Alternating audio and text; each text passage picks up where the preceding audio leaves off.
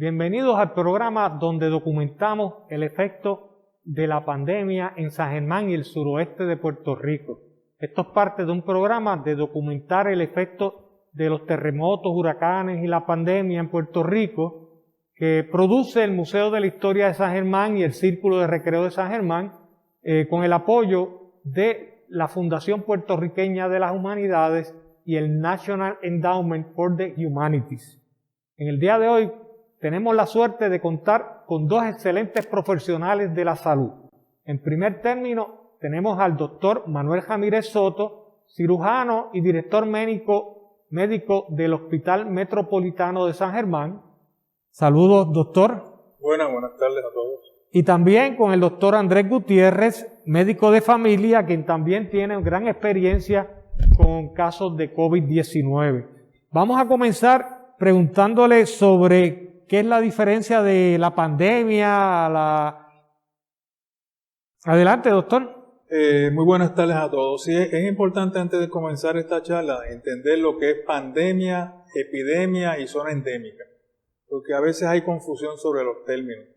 Una zona endémica es cuando hay una enfermedad infecciosa transmisible que está en una localidad y que es cíclica, o sea que todos los años, por ejemplo, se ve esa enfermedad. En Puerto Rico sería el dengue. Cuando ya el dengue se extiende más allá de ese poblado, ocurre un área en Puerto Rico más grande, pues entonces ya podríamos hablar de una epidemia. Pandemia es cuando ya envuelve esa enfermedad transmisible un área geográfica mucho más extensa, se sale de Puerto Rico e inclusive se hace a nivel mundial. Ya estamos hablando entonces de una pandemia. La historia de la pandemia es bien interesante porque esto ocurre desde antes de Cristo. Hubo pandemia, sobre todo de la peste bubónica, que le llaman entonces la peste negra. Hubo influenza, hubo cólera. En aquellas épocas, pues obviamente la vida de los ciudadanos era más corta. Las medidas de salubridad pues eran menos. No se conocían estas enfermedades y cuando tocaban una localidad, pues por ahí se siguen transmitiendo y se convertía entonces en una pandemia y la mortalidad pues era muy alta. De allá para acá pues han ocurrido una serie de pandemias como por ejemplo la peste de Antonina, también llaman la peste de Galeno porque Galeno fue el médico que la descubrió. Tenemos la famosa gripe española que la mortalidad fue de más de 50 millones de habitantes, esa fue muy grande. Tenemos también el cólera se veía mucho. Recientemente tuvimos ébola, aunque el ébola no se extendió realmente de África, así que podríamos considerar en algún momento que eso quizás fue una epidemia, no llegó a ser una pandemia. Pudo serlo, pero no lo logró ser. Una pandemia clásica que todo el mundo conoce es el SIDA. El SIDA se extendió por todo el mundo, así que sí, el SIDA se le conoció como una pandemia. Recientemente, hace unos años atrás, y a mí me dio, aquí el doctor Gutiérrez fue uno de los que me atendió. Fue el H1N1 que me dio intensivo. Eso también fue una pandemia porque ocurrió en muchas partes del mundo. La gripe asiática y el COVID-19 se considera una pandemia porque fue a nivel mundial. Lo interesante del COVID es que no necesariamente haya sido la pandemia que más mortalidad ha tenido a través de la historia, ¿verdad? Porque se ha logrado controlar y hay medicamentos para salvar a las personas, pero ha sido la pandemia más rápida, la que se ha extendido más rápido que todas las demás pandemias, y probablemente es por la vía de transportación que tenemos hoy día que no había en días anteriores. Así que yo diría que esa es la definición de pandemia y la historia de la pandemia a través de la historia universal. Puerto Rico, yo no recuerdo haber estado bajo una pandemia o una epidemia tan fuerte como esto. ¿Ha habido otras anteriormente fuertes en Puerto Rico? Bueno, pandemias como en Puerto Rico, yo que tenga recuerdo, en Puerto Rico no creo que haya habido alguna como tal se haya traído hasta acá, ¿verdad? A pesar de que la gripe aviar y la H1N1 sí fueron enfermedades que sí llegaron a a Puerto Rico de otros países, pero de igual manera no duraron mucho. Claramente se erradicaron, se controlaron, había tratamientos para ello, a diferencia del COVID, ¿verdad? Que es una enfermedad nueva, asimismo se establece el COVID-19 como tal. Y cuando llega a Puerto Rico y al resto del mundo, de manera rápida, pues nadie sabía cómo tratarlo. Y de ahí es que vienen las complicaciones mayores. Y claramente los tratamientos han ido evolucionando a través del tiempo, y cada paciente puede demostrar diferentes manifestaciones, ¿verdad? Que pueden llevar hasta la muerte. Y de eso se trata la vida de nosotros durante todo este año. El trial and error, como llamamos nosotros, ¿verdad? El tratar diferentes mecanismos para controlar la enfermedad, evitando la muerte del paciente, y tratando de sacar nuevos medicamentos y hasta viejos que nos han resultado para la mejoría de cada paciente hospitalizado. Yo entiendo que estoy de acuerdo, pandemia en Puerto Rico no, yo creo que epidemias. Epidemias sí, por ejemplo, lo que pasa es que en esos años, muchos años anteriores, por ejemplo, llegar de Mayagüez a San Juan, pues se podía llegar por tren. Si uno se iba, no había en carro, en carreta, ¿verdad? Se podía tardar unos 2 días. Pero hubo una epidemia grande que fue el tifo en Mayagüez.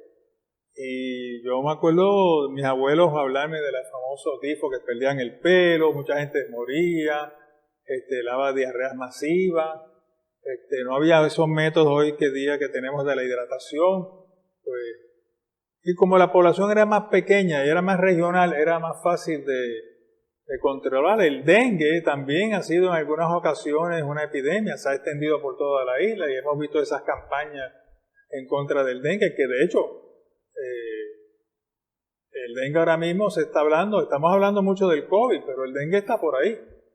Y no podemos estar prestándole toda la atención al COVID cuando también tenemos enfermedades transmisibles que son endémicas, que ocurren en Puerto Rico y hay que estar vigilándolas también. ¿Okay? Cólera, en Puerto Rico hubo cólera, ¿verdad? Hace muchos años. El SIDA en Puerto Rico, un momento dado, cuando se empezó a descubrir el SIDA, el HIV, pues sí, había muchas personas con HIV, lo que pasa era que apenas se estaban haciendo los diagnósticos, ¿verdad? Gracias a Dios que Puerto Rico es una isla que es más controlable, la población realmente no es tan grande y es más fácil de controlarla. En el caso del COVID, pues lo que pasó en todo, entraron mucha gente de afuera a través de las áreas marítimas y de los aeropuertos y eso pues trajo entonces el contagio.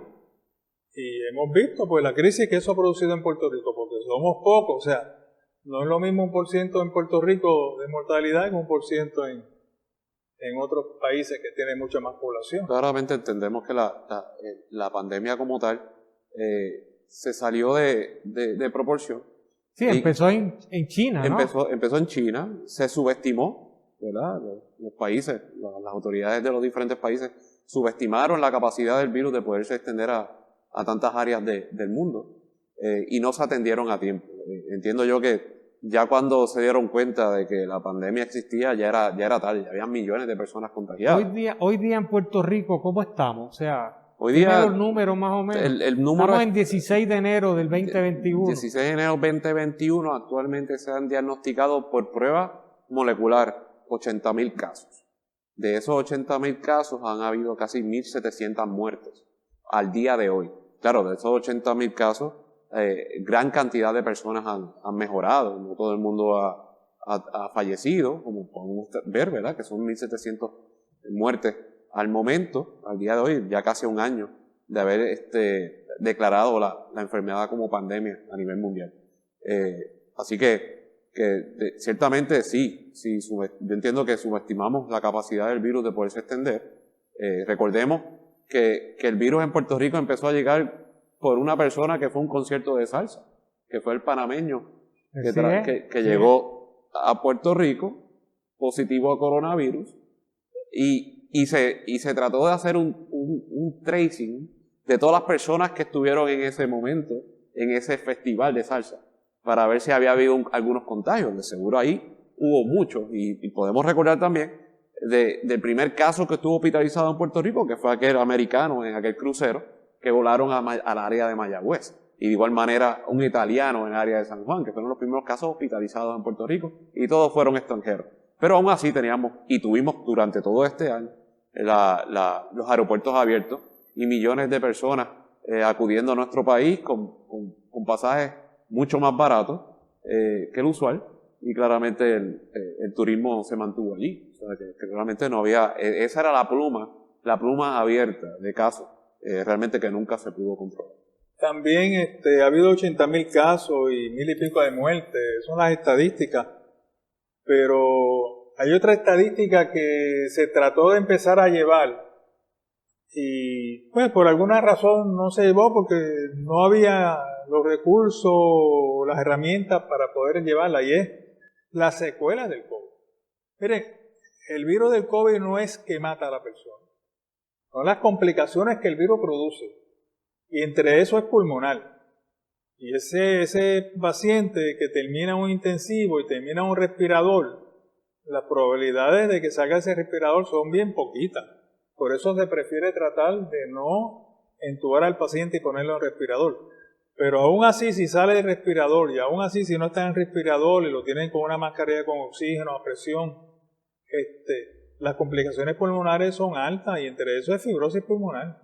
Eso es como si fueran enfisema, y muchos de estos pacientes salen del hospital, salen vivos y obviamente se sienten mejor al estar en intensivo, pero tienen problemas pulmonares y otros tienen secuelas neurológicas. O sea que estamos hablando de 80.000 casos confirmados, 1,000 y pico de muertes, pero ¿cuántos de estos pacientes recuperaron del virus? Pero ¿cómo quedaron? ¿Cuántos pacientes quedaron con secuelas? ¿Cuántos de estos pacientes ya no van a poder trabajar? ¿Cuántos de estos pacientes la familia se tiene que hacer cargo? ¿Cuántos de estos pacientes su sobrevida ahora va a ser menor por las complicaciones que el virus le dejó? O sea, esas estadísticas, pues no las tenemos. Y bueno, eso es lo que hace ser que sea un virus tan peligroso, ¿verdad? No es nada más la muerte, es las complicaciones que pueden tener.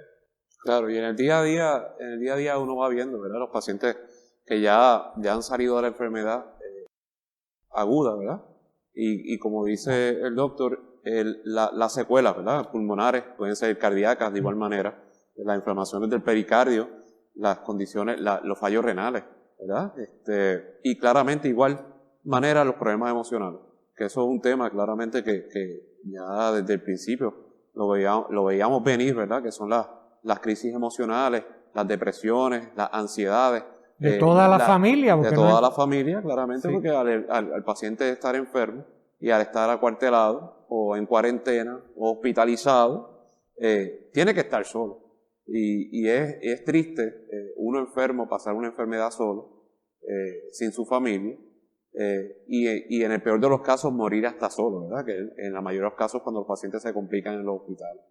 Que estos son crisis emocionales que a lo que yo llamo que es la pandemia de la pandemia, ¿verdad?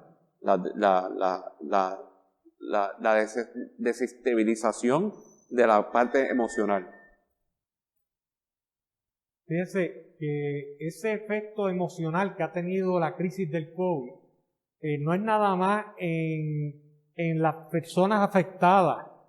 Tenemos que las personas que se están cuidando pues se quedan en su casa y esa falta de interacción social también los afecta, ¿verdad?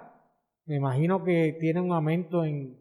¿Qué ustedes me dicen sobre eso? En mi práctica médica sí lo veo. Veo los pacientes, no tanto los pacientes que han sufrido el COVID, sino los familiares de igual manera en las crisis de ansiedad y emocionales. También porque claramente los medios, por las noticias y demás, ya han creado un miedo mayor a estos pacientes, a la población en general, de salir de sus casas y de adquirir el virus, ¿verdad? Y esto crea una inestabilidad. Y claramente hay muchas otras enfermedades que hay que atender aparte del COVID, ¿verdad? Y muchas personas han dejado de cuidarse sus enfermedades crónicas por no ir entonces a su médico primario, a ir a los hospitales ante afecciones, por miedo a contagiarse entonces del coronavirus. Y ahí es que viene la otra parte.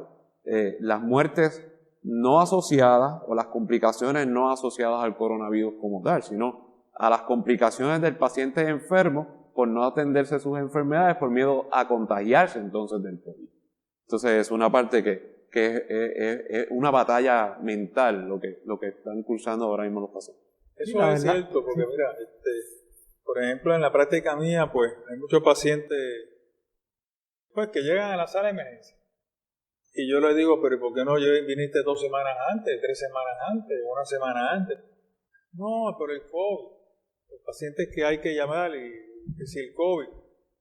Yo les tengo que explicar, oye, los hospitales son las instituciones más seguras que hay. Estás más seguro en el hospital que estando en tu casa. Ese es uno, porque los hospitales están acostumbrados a tener ese tipo de precauciones, ¿verdad? Y en la sala de operaciones más aún. La sala de operaciones es un área séptica, un área donde todo el mundo está cubierto. ¿Okay? Nosotros los cirujanos y los que trabajamos en los hospitales, pero más los que trabajan en sala de operaciones, nosotros podemos estar operando a un paciente HIV positivo, hepatitis HIV positivo, y no lo sabemos. Y el paciente no lo sabe, o el paciente lo sabe y no lo dice. Y nosotros nos exponemos a todo eso, pero ¿por qué la incidencia de HIV y de hepatitis en los cirujanos y en el personal de sala es tan mínimo? Yo nunca he visto uno. Pues precisamente porque las medidas de seguridad que tú tomas en la sala de operaciones son tan estrictas y eso es parte de la rutina. Esto es como un piloto, el A, B, C, D, checklist. Pero esto es igual, tú sigues con eso. Claro, si nosotros sabemos que el paciente tiene un COVID y hay que operarlo de emergencia, pues nos ayuda a nosotros en que entonces nuestras medidas de precaución son más aún. O sea, nos vestimos, como yo les digo a ellos, de astronautas, ¿verdad? Se opera el paciente y el anestesiólogo utiliza es como un casco de fútbol, ¿okay? Y si se aspira, sobre todo. Pero yo me encuentro con muchos pacientes que llegan a la sala de emergencia y realmente ese pie que se cortó en la casa no se trató, con miedo a venir al hospital. Cuando llega al hospital tiene un pie que está perdido y no debe haber pasado así. Entonces, en los hospitales pues causa problemas emocionales y causa trastornos en la familia para el paciente y la familia, como causa para el personal del hospital. Porque todo paciente que ingresa a un hospital, tú tienes que hacerle la prueba del COVID. Tú le haces la prueba serológica.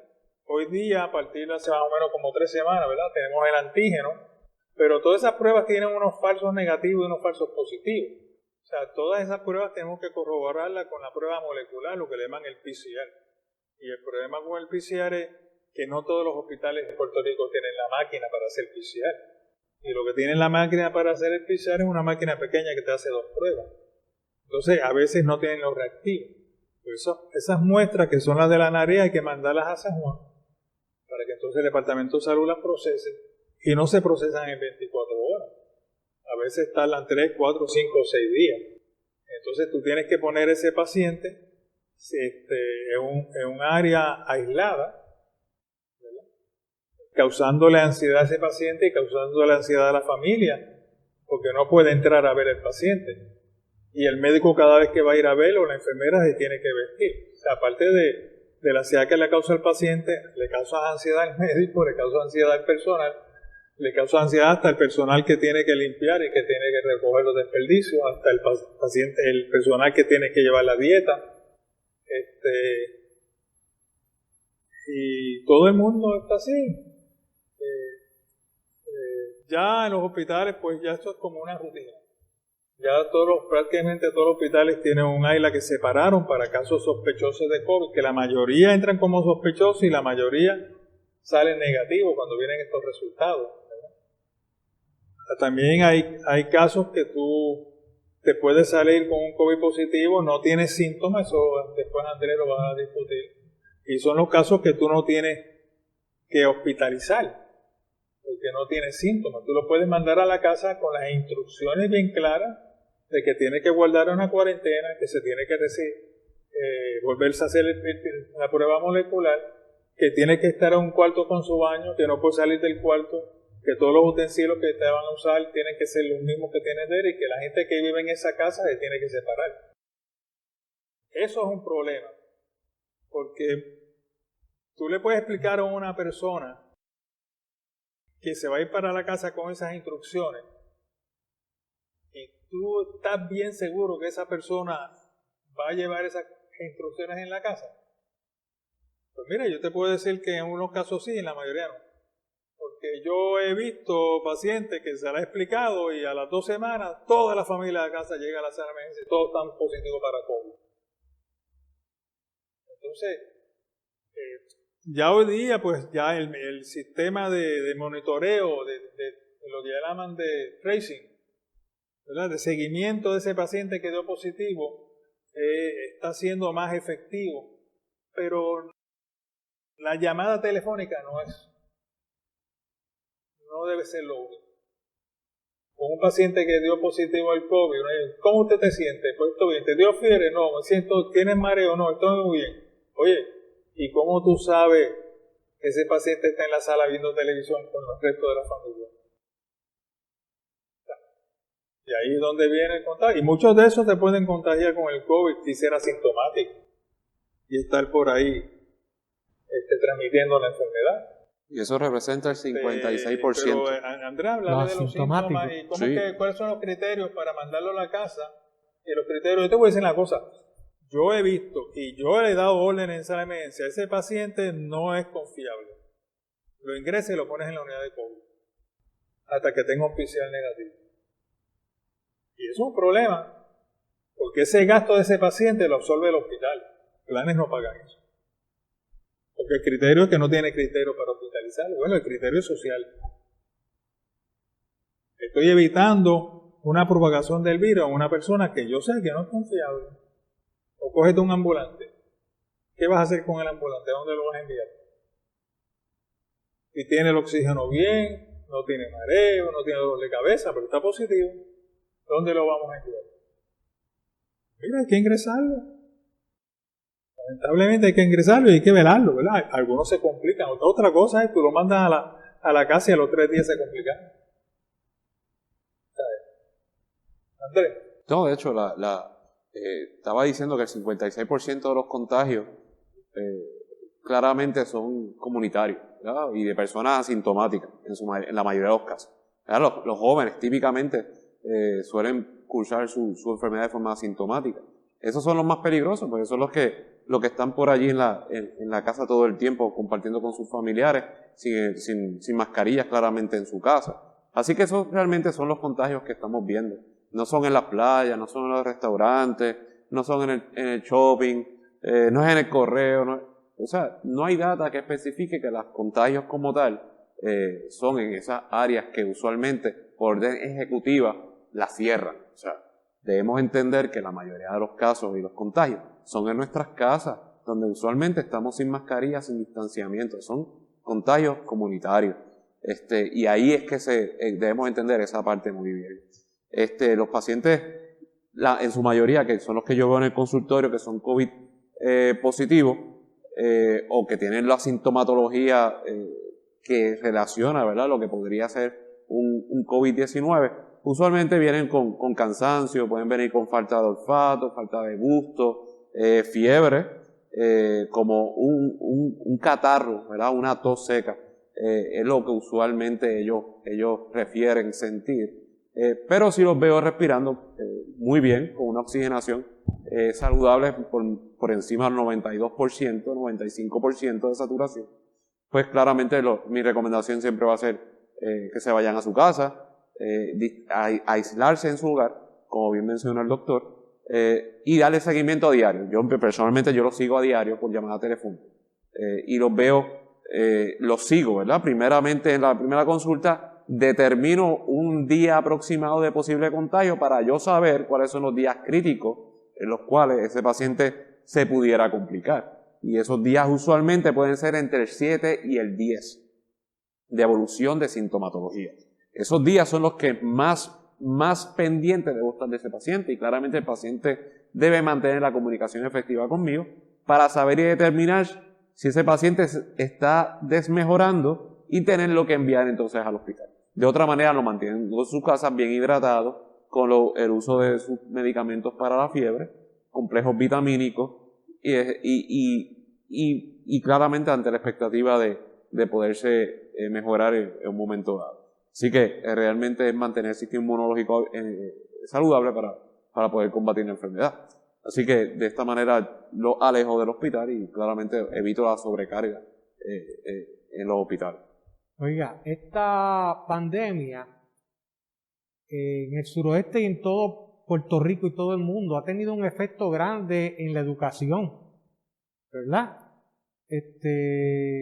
La mayoría de la educación, desde grados primarios hasta universidad, están siendo llevados a cabo a través de internet, ¿verdad?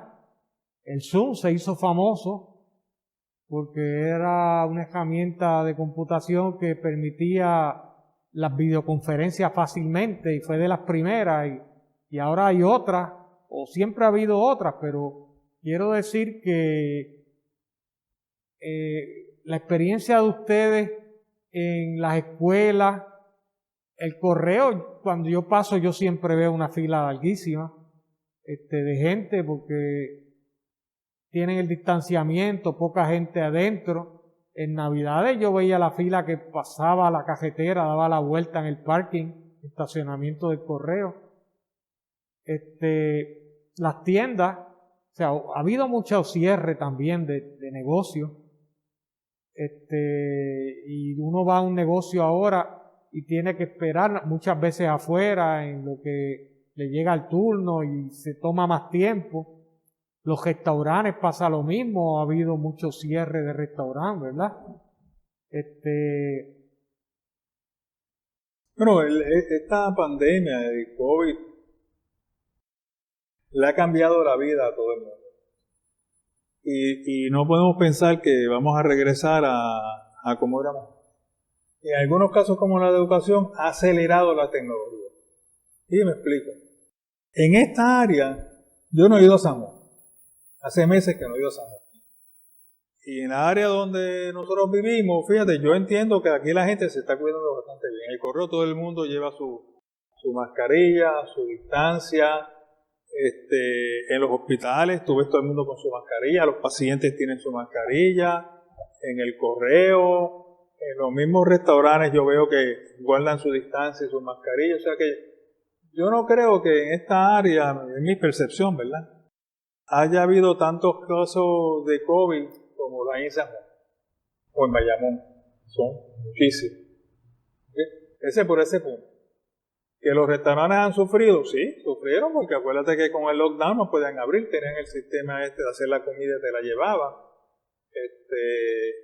Algunos subsistieron con eso, otros tuvieron que cerrar por completo.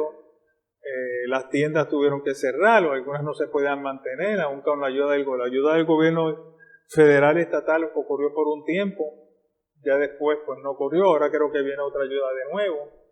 Con eso se ayudaron a pagar las nóminas de los empleados y poder tratar de abrir de nuevo, pero algunos, obviamente todo el mundo tiene préstamos, tiene que pagar hipoteca, tiene que pagar el carro, aunque había moratorias, hay otros que tienen que pagarlas. O sea, todo el mundo fue sufriendo. Con respecto a la educación, pues lo que pasa es que tú eres profesor.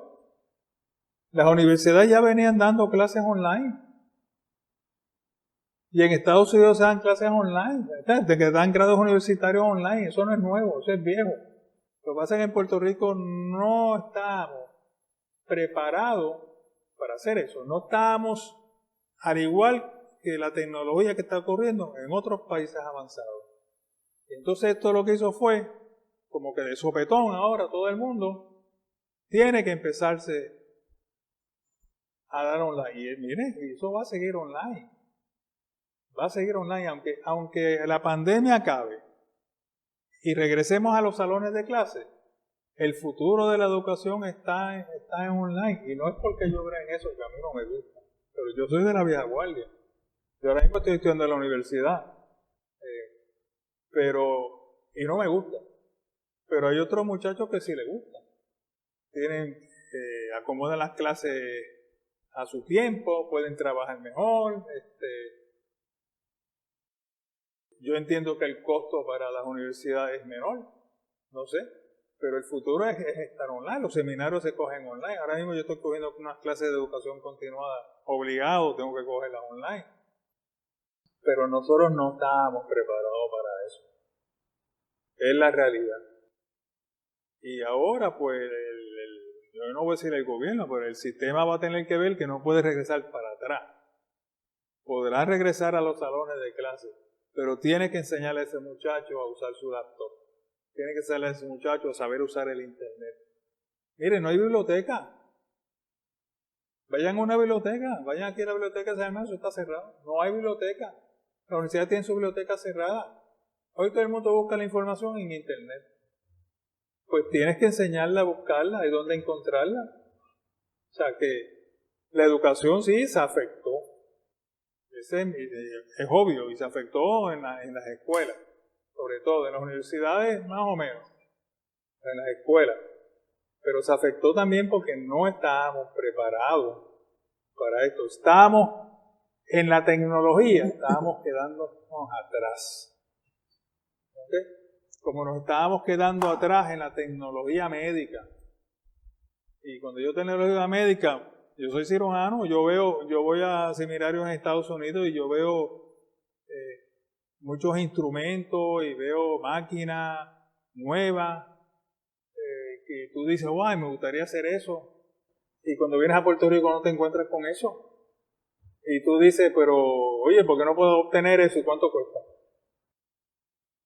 Entonces, pues, tú te das cuenta que el hospital no la puede comprar porque, pues, por muchas razones de economía, ¿verdad? Lo que paga Medicare en Puerto Rico es mucho menos que lo que paga en Estados Unidos, las ayudas son mucho menos. Pero entonces, también la tecnología médica es distinta. Por ejemplo, hoy se hace mucha cirugía por robots. ¿Cuántos robots hay en Puerto Rico? Bellavista tiene un robot. Ima en Cagua tiene un robot. San Pablo tiene un robot. Centro Médico no tiene robot. 3 sitios con robot. ¿Cómo es posible eso? MRI. Si el MRI hoy día es un estudio como sacarse una placa de pecho, ¿cuántos hospitales tienen MRI? O sea, volvemos. Esta pandemia nos ha hecho ver a nosotros que en términos de la tecnología y de la ciencia estamos quedándonos atrás. Y eso no puede ser. De esta pandemia hay que sacar las cosas buenas, ¿verdad? No todo es negativo. Cosas buenas que nos ha hecho ver qué es lo que no tenemos. ¿Cómo la combatimos? Porque la combatimos bastante bien. Nosotros esta pandemia la hemos combatido bastante bien. El número de mortalidades y de pacientes hospitalizados realmente no es alto en comparación a California. Ahora mismo en Los Ángeles, mira lo que están pasando. Están como en el ejército haciendo un triage. Llega a la sala de emergencia un paciente, lo examinan, tiene 80% de oxígeno, olvídese, ese paciente se va a morir al lado. Los hospitales están abarrotados. Puerto Rico eso no ha ocurrido. Aquí hay paciente que llega, hay camas para los pacientes, hay intensivos para los pacientes. Y si está lleno, se busca y se traslada a otro hospital. O sea, yo creo que nosotros el COVID lo hemos manejado bastante bien. Y en términos de salud pública, ¿verdad? Pues los monitoreos, los traseos, ahí es donde fallamos al principio porque no estábamos preparados para esto. Pero hemos aprendido. Y según vayamos pasando, eso es un punto positivo. Sabemos que, porque digo, el año que viene quizás sea la influenza, quizás el mismo COVID, ahorita Andrés le va a hablar. Estamos poniéndonos las vacunas, ya yo tengo las 2 dosis de vacunas, y ya yo pasaron los 10 días. Se supone que tenga 100% de inmunidad. ¿Okay? Pero yo no sé cuánto tiempo va a durar la vacuna.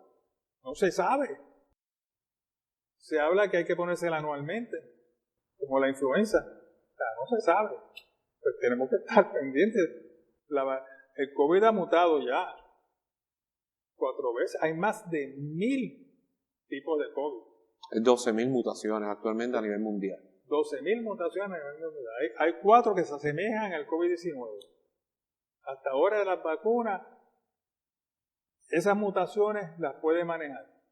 Pero quién sabe si el año que viene, como la influenza, porque uno se paga de vacunas de influenza todos los años, porque el virus de la influenza cambia y la vacuna que tú tenías, que se hizo contra ese virus, ya no sirve. Este año la importancia de haberse vacunado contra la influenza era porque habían 4 tipos de influenza y la vacuna que se preparó era para esos 4 tipos. Por eso era la importancia de esa vacuna. Si no te cogía uno, te cogía otro. La verdad es que todos esos efectos que ha tenido sobre las diferentes instituciones que habían mencionado, doctor, probablemente se mantengan, probablemente no se vaya. O sea, la educación a distancia yo no creo que va a regresar al nivel que estaba antes. Yo creo que fue un escalón forzado. Un escalón forzado porque yo mismo estaba dando clases y tuve que en el mismo medio del semestre cambiar a métodos de educación a distancia. Pues, siempre he trabajado con computadoras, pero sí hubo un esfuerzo adicional y tuve que adaptarme a un sistema que con el tiempo uno va mejorando. O sea, obviamente después de 2 semestres dando clases por internet, pues ya conozco mejor el sistema y uno también tiene que entender la problemática que tiene el estudiantado. O sea, hay sitios donde el servicio de internet no hay un plan B. O sea, lo que tiene es una conexión que si se va no hay más nada y quizás la conexión, la velocidad no es la mejor. Tengo estudiantes donde se van a los fast food a coger los exámenes. Iban a ese establecimiento. No puedes entrar, están cerrados. Sí. No, hay estudiantes que tienen que ir a un sitio cerca a coger señal para poder atender exámenes y eso, y uno pues tiene que estar abierto a todo ese tipo de problemas, ¿verdad? Que surge, porque pues yo personalmente confío en el estudiante y creo que hay unos casos bien meritorios, ¿verdad? Podrá ser algún caso de que se aproveche de la situación, pero yo prefiero pecar por a favor de que el estudiante que tiene problemas, que pecar contra todos, porque no, quizás no están diciendo la verdad, lo que sea. Yo le doy el derecho a la duda como educador siempre, especialmente cuando son estos problemas como la pandemia, la falta de conexión, la falta de equipo. Estaba viendo a una persona que me estaba arreglando el carro. Él empieza a trabajar a las 10 porque antes él tiene que estar con las 3 niñas dándole clase por internet. Tienen una sola computadora para las 3. Se tienen que estar turnando. O sea, es una nueva realidad, ¿verdad? Que la falta de equipo, la falta de conexión es un efecto y estas personas pues están bien económicamente, pero aún así otro punto es que el internet en Puerto Rico no es barato. Sí, es más caro que en Estados Unidos, más caro que en Estados Unidos. Tampoco está tan accesible. Pero la realidad es que no vamos a volver a como éramos en todos los aspectos de la vida. Oye, ¿y las vacunas? ¿Cómo es eso de que uno se vacunan adelante, las fases y eso? Pues tenemos el Departamento de Salud, igual que en Estados Unidos, han determinado, ¿verdad?, unas prioridades a los pacientes por fase, ¿verdad?, en su vacunación. Para administrar su vacuna, han estratificado la población para poder administrar su vacunación. En Puerto Rico tenemos y las voy a leer por encimita, las fases que existen hoy día. Comenzamos ya la fase 1A, que es la que ya acabamos de terminar casi, donde se administró la vacuna a los trabajadores de la salud. Cuando hablamos de los trabajadores de la salud, hablamos de los hospitales públicos y privados, de los CDT, de los IPA, de los centros 330, los servicios de diálisis, los hospicios, los profesionales de salud que no trabajan en hospital también se le administraron las vacunas. Esa es la 1. La ¿verdad? 1A. La 1A. Ahora, yo he visto hospicios que no han vacunado todavía a las personas. Pero todavía estamos en la 1A. Estamos o sea, no ha finalizado. Lo que hizo prácticamente se administró la vacuna dentro de esa fase a cercanos de los 60 o 70% de los que les correspondía administrarse esa vacuna. Todavía no ha terminado. Okay. Pero ya a este momento ya se puede entonces comenzar también la fase 1B. La próxima. Ya aún teniendo la 1A y la 1B de forma conjunta. Y en la fase 1B, pues ya entran los pacientes de 65 años o más, ¿verdad? Pacientes mayores. También están administrando las vacunas a los bomberos, a los policías, a emergencias médicas, a los paramédicos, a corrección, que estamos viendo en las cárceles, que actualmente se están vacunando a los que están dentro de ellas. También tenemos a los trabajadores de primera línea, empleados de manufactura, medicamentos, equipo médico. Los servicios postal también se les están administrando las vacunas y también a los transportadores públicos, a los que trabajan en cadenas de alimentos y al sistema educativo, que ahí es que vamos a comenzar entonces con los maestros y los profesores. ¿Por qué? Porque ya sin duda, tomando en consideración que está la educación por línea, como ustedes bien mencionaron, también se tiene que promover, ¿verdad?, el regreso también a las clases. En Estados Unidos hay universidades y escuelas donde los estudiantes están asistiendo a clases presenciales, ya teniendo a sus profesores vacunados, ¿verdad? Y también sabiendo y teniendo en consideración que las vacunaciones hoy día solamente están aprobadas para pacientes de 16 años en adelante. En el caso de Moderna, y 18 años en adelante la vacuna de Pfizer. O sea que en niños todavía no hay nada aprobado en cuanto a vacunación. Por lo tanto, si empezamos vacunando a los maestros primero, pues ya tenemos una seguridad por lo menos de que podemos ir trabajando en los planteles escolares, sabiendo y teniendo en consideración también que los niños que no están vacunados pueden ser portadores asintomáticos del virus, ¿verdad? Y ahí podemos entrar en el dilema si los mandamos a la escuela o no, pero para eso pues tenemos que hacer un regreso, si lo vamos a hacer de forma paulatina y reconociendo cuáles pueden ser los planes para llevar a cabo algo saludable y seguro, ¿verdad? Ya luego de la fase 1B pasamos a la fase 1C, donde empezamos con las personas con enfermedades crónicas de 16 años en adelante.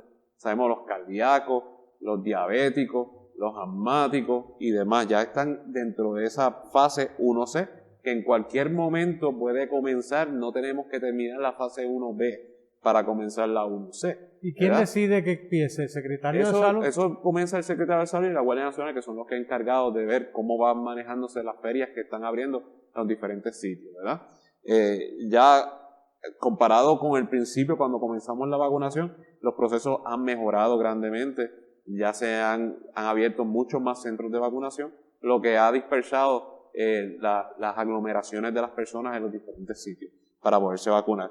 En esa fase 1C también están las personas con discapacidad, la personal de asistencia espiritual, lo que son los padres, los curas, los sacerdotes, las personas que laboran en los restaurantes de igual manera, y otros trabajadores como los federales, estatales, autoridades de acueductos, energía eléctrica y demás. Ya la fase 2 es la fase general, la del resto de la población, well babies, como decimos nosotros, que no padecen de ninguna condición y que no entraron en las otras fases, pues ya esa es la fase general. Esa yo entiendo que puede ser mucho más fácil, porque ya se pueden abrir muchos centros en múltiples sitios, en farmacias, hospitales, centros de vacunación que establezca la Guardia Nacional en X sitios, y claramente puede ser estilo cervical, ¿verdad? No es como ahora en esta fase 1B que nos encontramos y 1C que vamos a entrar, que tenemos que vacunar a los envejecientes que usualmente o no guían o están encamados y necesitan entonces, por cita previa, administrarle la vacuna. ¿Verdad? Porque lógicamente no vamos a tenerlos haciendo 3 y 4 horas de fila en los centros de vacunación y tenemos que facilitarle esa administración de esa vacuna que les corresponde. Así que esas son las fases actuales en las que nos encontramos hoy. Las fases las determinó el CDC. Cada estado determina el avance de su fase. Ajá. O sea, el ¿Cuándo la Estado no adelanta? puede decir, pues mira, la fase 2 que dice el CDC, yo la voy a obviar. No. Ya podemos pasar a la fase 2. Ya podemos pasar a la fase 3. Eso determina cada estado. Obviamente, su Departamento de Salud y la Guardia Nacional en términos de que es la que está manejando las vacunas. ¿Verdad? Ahora mismo, la semana pasada, aunque la fase 1B decía 65 años, las órdenes fue que fuera 75 años para arriba. Precisamente por lo que él estaba diciendo. 65 años, mucha gente todavía trabaja y maneja y todo. Pero 75 años para arriba había muchos pacientes, había muchas personas en su casa que sí pueden caminar, pero que no manejan, que están guardadas en su casa, por eso hay que traerlo, ¿verdad? Y no lo vas a mezclar con unos pacientes de 65, 68 años, porque lo estás poniendo mucho más a riesgo. Yo entiendo que aquí en San Germán, la fase de 75 años para arriba ha bajado ya considerablemente. Lo digo porque el Hospital Metropolitano tiene un centro de vacunación, hemos vacunado ahí un montón de personas, sobre todo de 98 y 100 años. Ahora vamos a entrar a la fase de 65 años. Pero, recuerden que las vacunas son 2 dosis. Te pones una y te tienes que poner la segunda. Entonces no puedes estar pensando que toda la semana yo estoy vacunando gente nueva. Porque tengo que pensar que cuando yo vacuné, yo tengo que programarme para ponerle la segunda dosis a esa persona. O sea que se puede dar el caso, por ejemplo, que esta semana, si tenemos una lista para vacunar por primera vez a 100 personas, da la casualidad que esta semana dio los 21 días en el caso de Pfizer, que es lo que el Metropolitano está utilizando, pues tengo que vacunar primero a los que van en la segunda dosis, para entonces empezar con la primera dosis de otro grupo.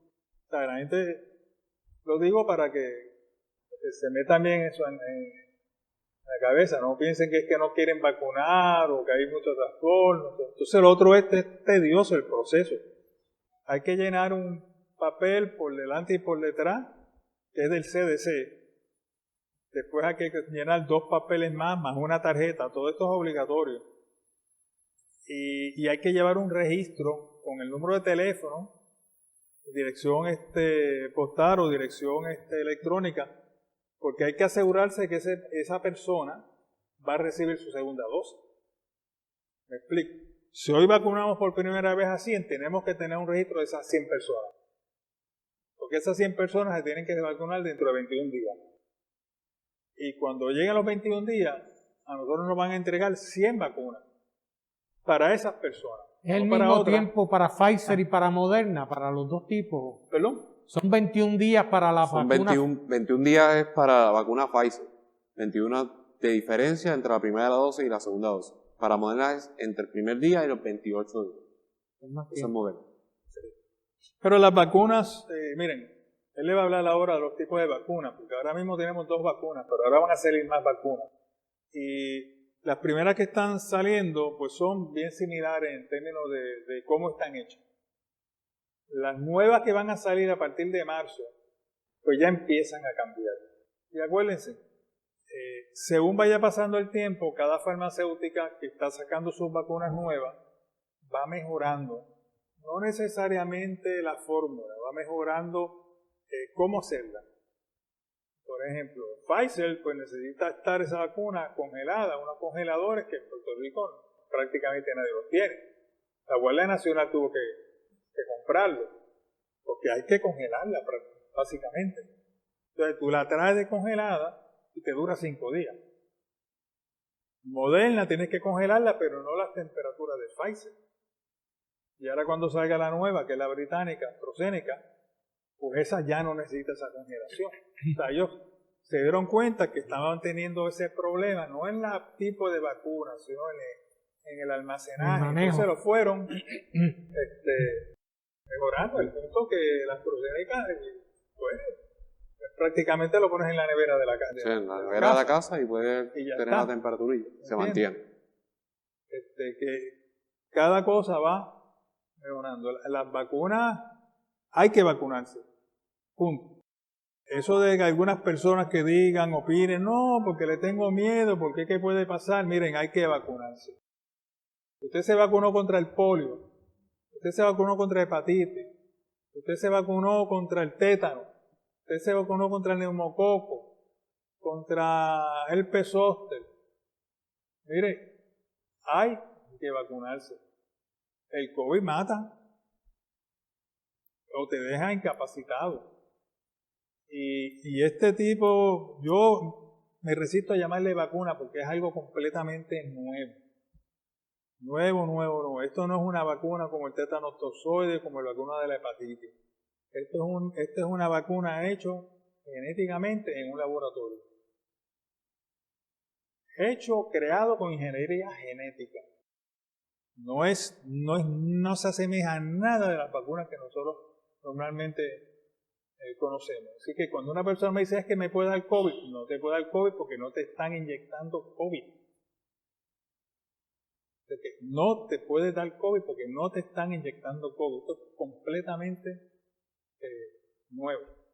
Es una tecnología nueva, pero que ha sido estudiada por muchos años, más de una década. O sea, no es una...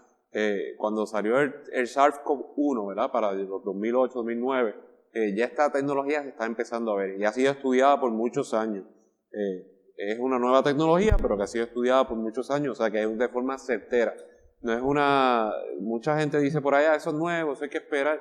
No, realmente no. O sea, aquí en la fase experimental se inyectaron más de 80,000 personas con bien pobres reacciones alérgicas y demás. O sea, los efectos adversos han sido descritos y son específicos. O sea, sabemos que nos pueden dar igual que cualquier otra vacuna cuando nos inyectamos. Si nos vamos a inyectar la influenza, hay mucha gente que refiere que ha tenido fiebre, ha tenido dolor de cabeza y demás. Igual pasa con la vacuna del COVID nueva, ¿verdad? Puede causarte toda esa sintomatología de igual manera. Estas vacunas son distintas, son mRNA, ¿verdad? Y no son virus los que te están inyectando, sino es como si fuera una receta. Lo que te están inyectando es una receta para que las células del cuerpo produzcan unas defensas. Eso en forma simple, ¿verdad? Porque claramente si vamos a hablar un poquito más complicado, pues esto es una tecnología en la cual es una secuencia de mRNA que va en una capa de grasa y se inyecta y va directamente a la célula para que la célula produzca unas defensas ante la espiga, a la proteína de espiga que tiene el coronavirus en la superficie, que es la que usa el virus para adherirse a las células de nosotros y crear la enfermedad. Entonces, si esas vacunas lo que hacen es que van directamente para que si llega el virus a nosotros y nosotros nos contagiamos, la vacuna entonces, al crear esas defensas en nuestro cuerpo, va a atacar la superficie del virus para evitar que se adhiera a nuestras células y forme una enfermedad, ¿verdad?, que sea riesgosa para nosotros.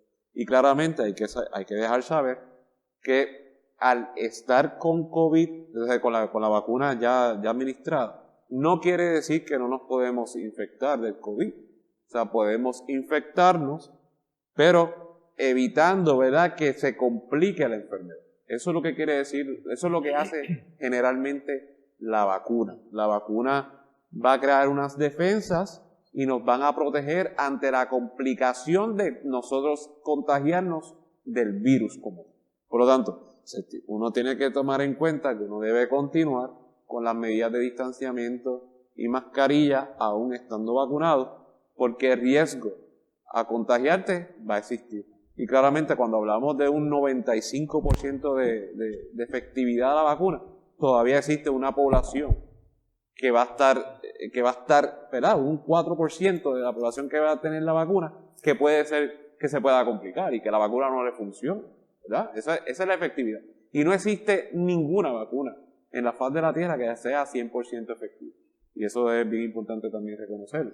En cuanto a estas dos, que son Moderna y Pfizer, las que son aprobadas de forma emergente actualmente y las que se están administrando actualmente, de igual manera vienen por ahí en fases adelantadas, lo que son las AstraZeneca, de Johnson & Johnson y otras más, ¿verdad?, que vienen de camino. y utilizan otros sistemas de mecanismos de acción en el cual se utilizan unos virus, un adenovirus como tal de chimpancé, ¿verdad? Donde en ese virus atenuado, ¿verdad? O ese virus que no causa una enfermedad real en el cuerpo humano, se le está introduciendo las instrucciones específicas en forma de DNA para que el cuerpo de nosotros, cuando lo tengamos, la vacuna, pues cree las defensas ante la proteína de espiga que también tiene claramente el COVID-19 en su superficie, para evitar que claramente cree un problema de riesgo a nosotros. Wow. Así que viene por ahí muchas vacunas y la recomendación de nuestros médicos que se vacune. Que se vacune. 100%. La de AstraZeneca es prácticamente igual a esta, a Moderna Pfizer. Tiene 2 dosis también. La de Johnson Johnson debe estar saliendo como para marzo o abril. Esa es la de adenovirus. Sí. Esa es la que él estaba explicando. El virus atenuado. Es pero un adenovirus, ¿no? Entonces están inoculando el COVID. No. O sea, estamos usando un virus atenuado, un adenovirus que es un catarro común. Sí, algo parecido para poder... Claro, estamos utilizando esa partícula de adenovirus para introducir unas instrucciones al cuerpo. Eso es como la vacuna de la influenza. Exacto. Pero esa es una sola dosis. Y también otra que la tengo aquí se llama Novavax. Tengo la de Sanofi GlaxoSmithKline, que es bien parecida a la del virus vertical. Y tenemos la de Merck. También usa un vector viral. Y Merck sacó la vacuna contra el ébola. Y es algo parecido. También utiliza un adenovirus para que el cuerpo produzca los anticuerpos. Pero vamos a hacernos las preguntas. Como yo dije ahorita, tú te pones el tetanotozoide, tú te pones la vacuna contra la hepatitis HIV, tú te pones la vacuna contra el neumococo, contra el herpes zóster. Mira, todas esas vacunas son virus atenuados que te producen inmunidad. En el caso de esta, no son virus atenuados. Es un mensajero del código del RNA que va a hacer que tú produzcas ese mismo código, o sea, que cuando venga el COVID se neutralice con el otro. Son defensas neutralizantes, son anticuerpos neutralizantes que la defensa, el cuerpo cree. Wow. Así que mi recomendación es que cuando lleguen, anótense en la lista y no falten, porque la lista es larga. Eso es así. La lista es larga, bueno, si faltan a la cita de vacunación. Se nos está acabando el tiempo, compañeros. La verdad es que hemos cubierto un gran número de temas relacionados con el efecto de este COVID-19 en Puerto Rico, San Germán específicamente, y los pueblos limítrofes. Así que tengo que agradecer a los 2 profesionales que están con nosotros, doctor Ramírez Soto y doctor Gutiérrez. Muchas gracias por compartir con todos los que nos van a ver a través de las redes sobre este programa, y estén atentos a una próxima ocasión. ¿Algunas palabras finales que quieran decir? Por mi parte, como tenemos que ser bien enfáticos en la vacunación, para poder llegar a adquirir cierto grado de casi cercana normalidad, tenemos que vacunar. Sin duda alguna necesitamos un gran porcentaje de la población vacunada, en combinación con los pacientes que claramente, desgraciadamente, ya se han contagiado y que han creado su inmunidad natural, para poder erradicar de alguna manera, o llegar a cierto grado de erradicación o disminución de casos considerables en nuestro país, y poder estar más tranquilos. Así que lean, que se eduquen de las fuentes oficiales, no de fuentes que no son oficiales.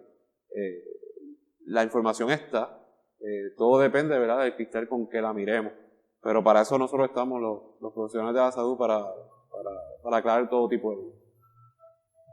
Pues nada, muchas gracias por la invitación.